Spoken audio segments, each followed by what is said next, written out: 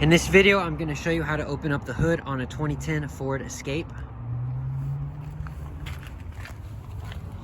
First step is you need to look on the driver's side, and it's going to be underneath the steering wheel. There is a latch that has an image of a vehicle with its hood open.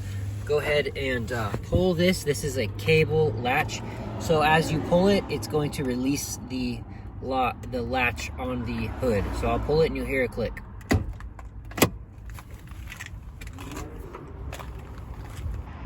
You can now see that the hood is elevated. I'm gonna go ahead and reach in. Right in the center, there is a lever that you're going to pull to the left and lift up. That's gonna release this latch from the hood. Go ahead and lift up and suspend the hood using the mounting bar.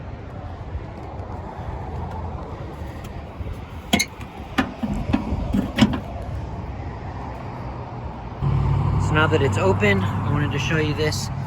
So when you pull this lever, you can see that it hinges and it will release that bar right here that's on the hood. And that's how you open up the hood on this 2010 Ford Escape.